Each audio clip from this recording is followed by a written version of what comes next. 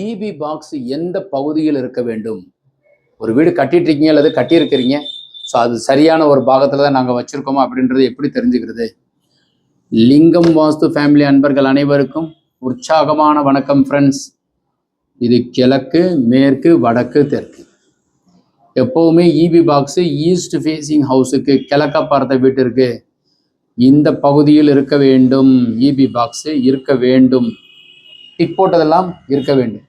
கிழக்க பார்த்த வீட்டிற்கு ஈசான மூலையில் இபி பாக்ஸ் இருக்கக்கூடாது.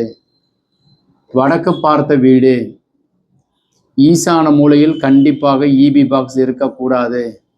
வாயு மூலையில் மட்டுமே இருக்க வேண்டும். மேற்க பார்த்த வீட்டிற்கு வாயுவில் இருக்க வேண்டும்.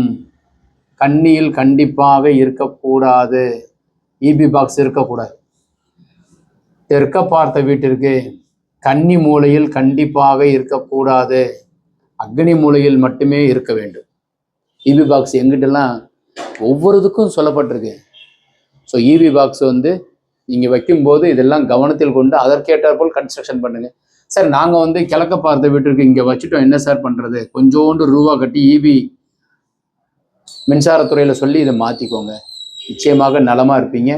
இதனாலையும் உங்களுக்கு ஏதோ ஒரு வகையில் பிழைகள் ஏற்படுத்தி கொண்டே இருக்கும்.